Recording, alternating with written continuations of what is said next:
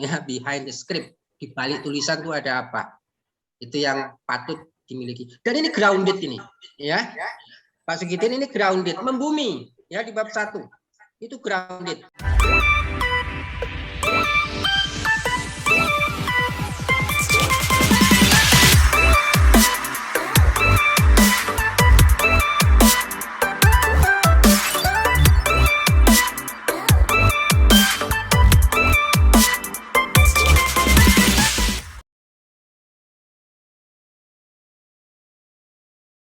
Oke, matur nuwun Abah Dovi atas gambaran tentang kehidupan ya, termasuk refleksi dari tulisan kami ya.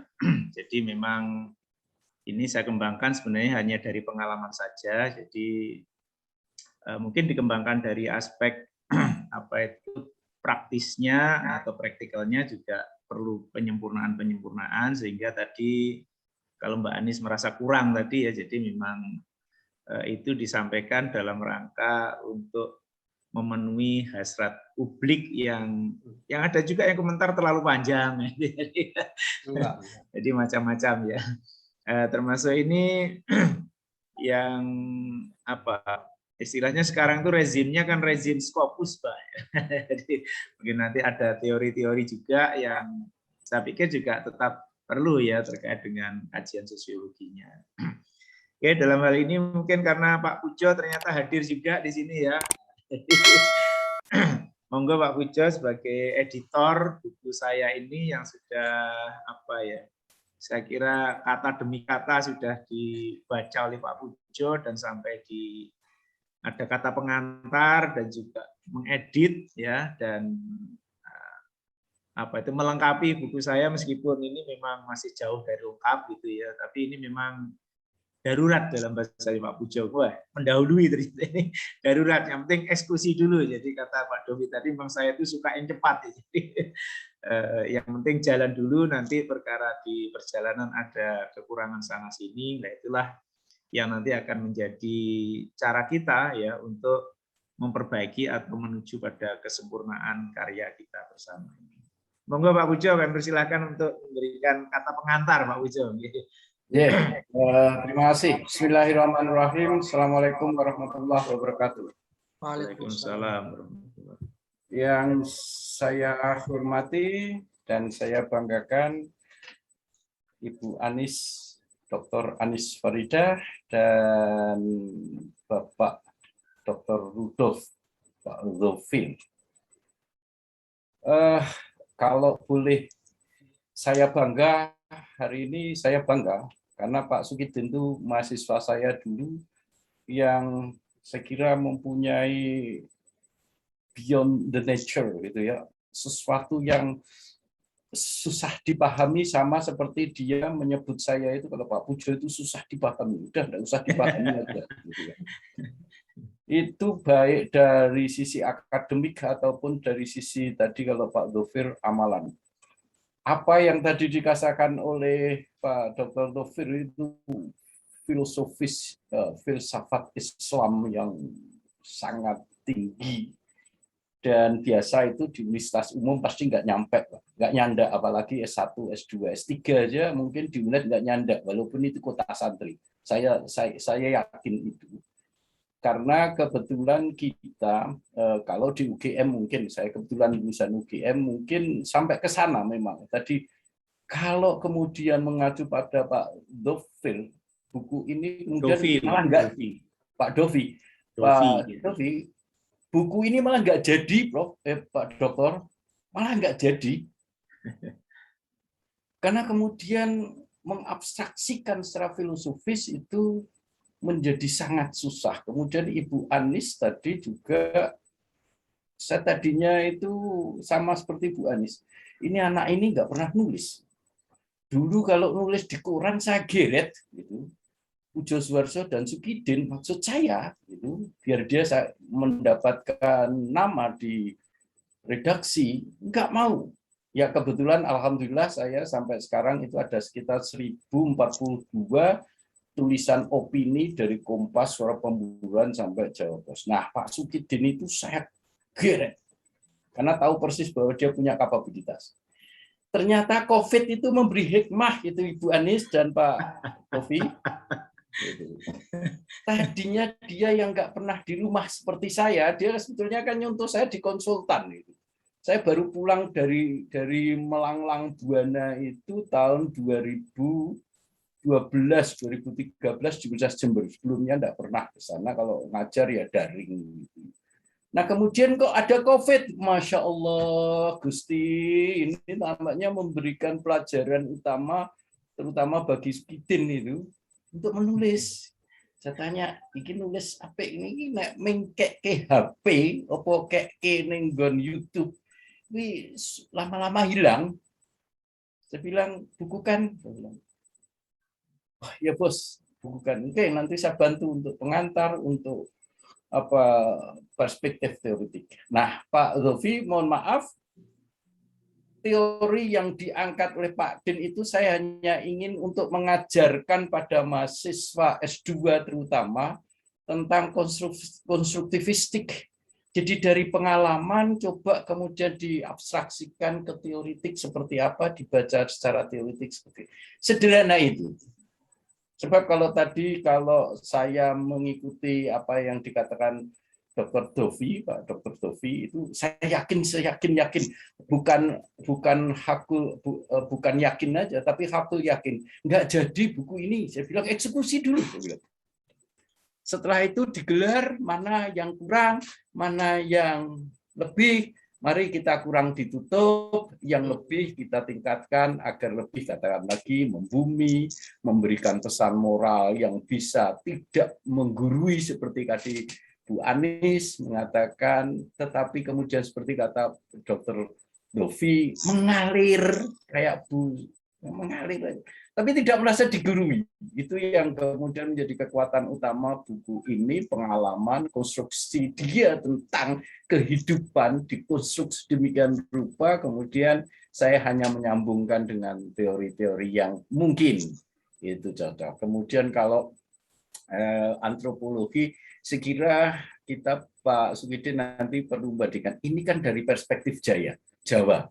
Kebetulan saya orang Jogja dan tinggal di Jogja mulai dari kecil, tinggal di jantung budaya Jawa, disertasi saya budaya Jawa tentang priayi. Nah, kemudian saya coba bapaknya Sukidin itu Pak Wek itu kalau saya memanggil ya. Pak Wek itu kan dia mahasiswa, saya dosen muda itu saya sudah sering ke rumahnya beliaunya.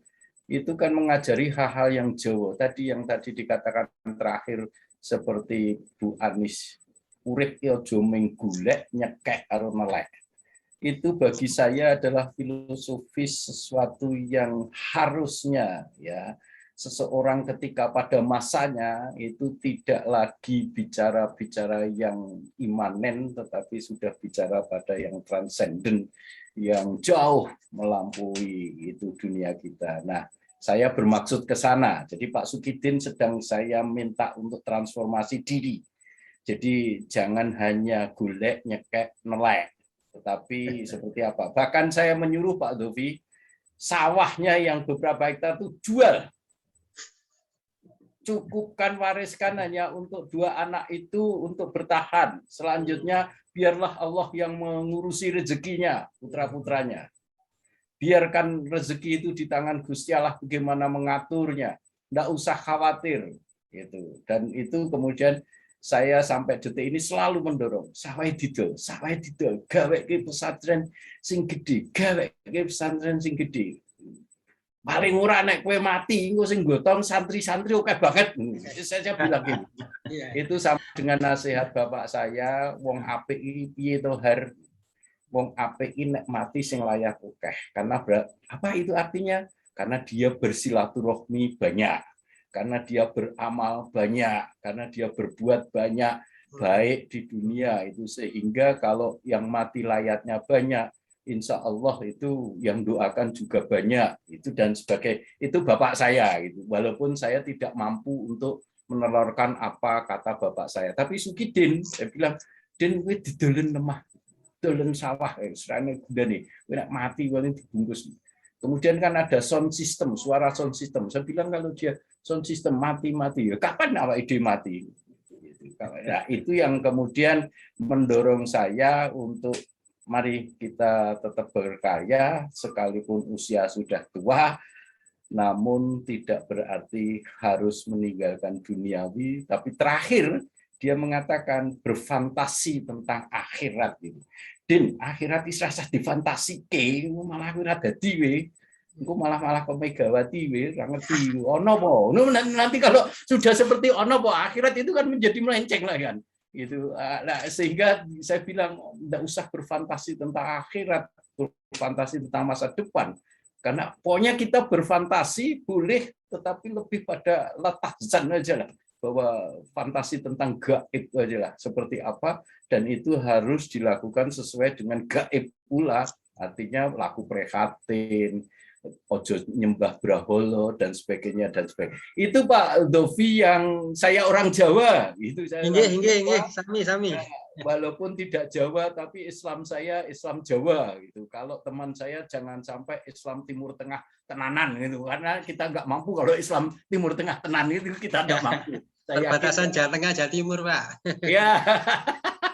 Karena kita pasti dibungkus dengan kultur yang jauh sebelum Islam masuk dan itu tidak akan bisa dihilangkan. Itulah yang kemudian mengisi buku Pak Sukidin. Tetap saya apapun sama dengan Pak Dovi, sama dengan Bu Anis, bahwa saya tetap appreciate dulu mahasiswa, kemudian sekarang jadi partner untuk berpikir di S2 itu hanya dua, saya dan dia. Kalau berpikir, kalau suruh berpikir. Kalau yang lain itu cari duit, masih golek sama nyekek sama nelek. Saya bilang, Din, gue sudah harus bertransformasi gitu ya. Itu Pak Dovi, asal mula buku ini sekali lagi. Dari sisi filosofi Islam masih banyak yang belum ya, tetapi secara substansial itu sebetulnya ajaran-ajaran Jawa itu kan sumbernya dari filosofi Islam, dari filsafat Islam, hanya kemudian diderivasi menjadi harus mengingat kultur Jawa maka tetap Jawa. Yang itu kemudian saya bilang pada Sukidin itu Sunan Kalijogo itu bahwa sejati ning urip kang sejati itu yang bermanfaat. Nah, itulah salah satu buku itu agar bermanfaat bagi generasi muda. Sekalipun saya ragu generasi muda mampu memahami dengan baik. Tapi kalau nanti dia sudah tua, mudah-mudahan dia paham yang muda itu. Dan buku itu akan terus berlanjut. Begitu Bu Anis, Pak Dovi, terima kasih atas kritiknya, atas masukannya. Mudah-mudahan ke depan Sukidin bisa lebih tawadhu, lebih bisa kalau istilah saya neng, nung, ning, nang. Jadi pada titik tertentu menjadi pemenang yang ning itu yang terpilih oleh Gusti Allah, dan karena terpilih oleh Gusti Allah pasti akan menjadi pemenang di akhirat maupun di dunia. Terima kasih. Assalamualaikum warahmatullahi wabarakatuh.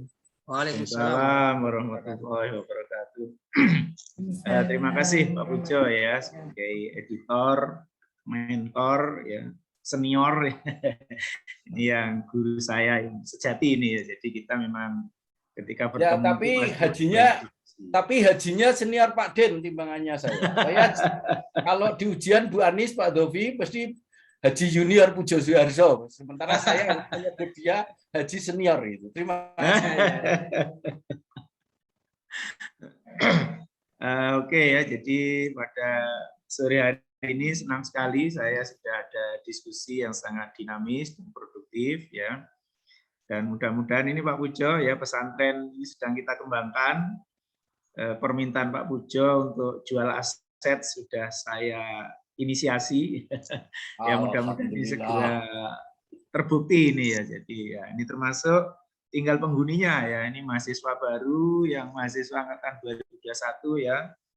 Yang laki maupun yang perempuan, monggo bisa mendaftarkan diri untuk menjadi salah satu santri kami ya, mahasantri pesantren edukasi mandiri begitu ya.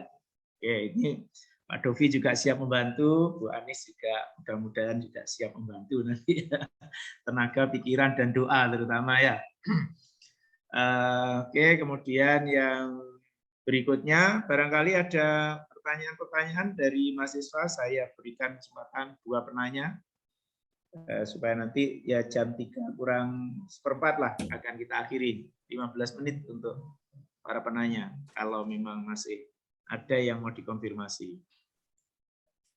Monggo bisa raise hand atau bisa menyampaikan. Mungkin mahasiswa kami yang S2. Halo? Belum ada?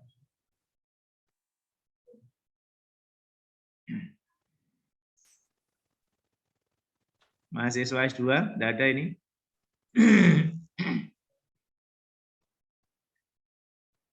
Atau sebagai praktisi, Pak Totong?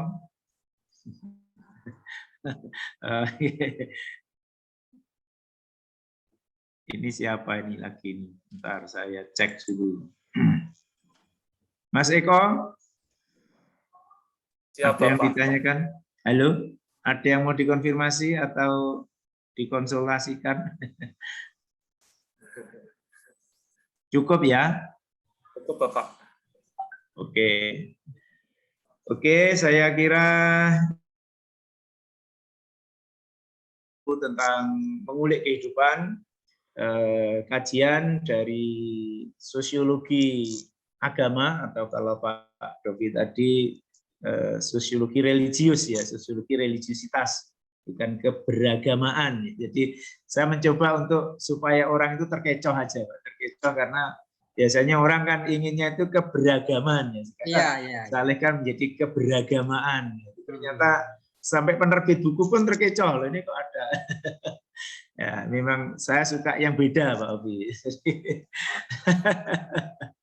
Oke, sekali lagi terima kasih kepada Pak Dovi, Bu Anis, ya, dan juga rekan-rekan S2, rekan-rekan S1, Bapak Ibu Guru, dan juga teman-teman saya. Ini ada beberapa yang hadir, ya, teman S2 dulu, teman S3 maupun teman S1, Pak Pujo, ada beberapa teman S1 tadi Pak Pujo.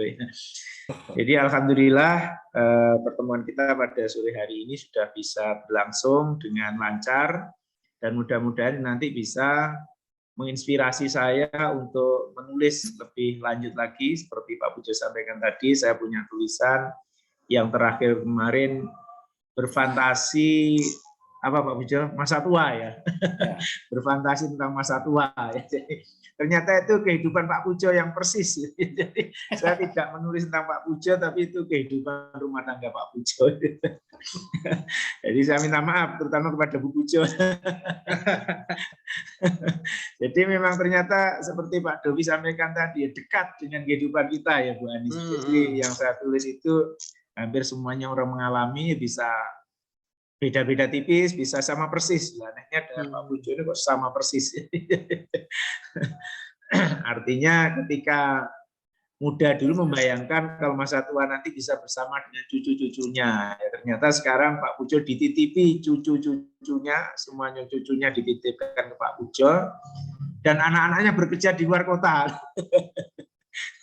Ya, jadi ini adalah fenomena yang tadi Pak Pujo tidak mau berfantasi, ya, bahkan jangan berdoa, cukup menerima anugerah saja. Jadi salah berdoa ya. Oke ya, jadi itu mungkin bisa untuk merefleksi diri kita juga. Ya. Rumah Mas Eko ini yang belum berkeluarga ini ya, nanti kan bisa lebih banyak memetik pengalaman ya dari yang sudah berkeluarga, sehingga kita bisa menjadi arif dalam menerima apapun yang menimpa pada diri kita, baik dalam bentuk ujian maupun dalam bentuk anugerah-anugerah yang lainnya. Oke, saya kira itu mudah-mudahan segera muncul lagi 2-3 bulan lagi buku seri mengulik kehidupan yang kedua ya. Ini insya Allah sudah ada 25 judul ya, kalau 60 tinggal 35 lagi ya. Tapi ini waktunya sekarang kok makin sedikit waktunya, kayaknya sudah mulai offline ini. Oke, saya kira itu yang bisa kami sampaikan. Sekali lagi terima kasih atas kerahuan Bapak Ibu semuanya, dan mudah-mudahan kita semua dalam lindungan Allah Subhanahu wa taala, Dan pada mahasiswa mudah-mudahan kita semua tetap diberikan kemudahan terutama untuk tholabul ilmi. Nah, artinya ada semangat, ada motivasi ya untuk memahami ilmu ini. Jadi ternyata kita tidak cukup hanya belajar sedikit, tapi kita harus belajar lebih banyak lagi. Belajar, belajar, dan belajar. Demikian saya akhiri. Assalamualaikum warahmatullahi wabarakatuh. Waalaikumsalam. Waalaikumsalam warahmatullahi wabarakatuh. Waalaikumsalam warahmatullahi wabarakatuh. Oke, sama-sama adik-adik mahasiswa ya. Oke. Saya tunggu kehadirannya di Jember nanti ya. Baik, Bapak. Iya, Pak. Oke, bisa live semua ya. Baik, Pak. Oke, mohon izin.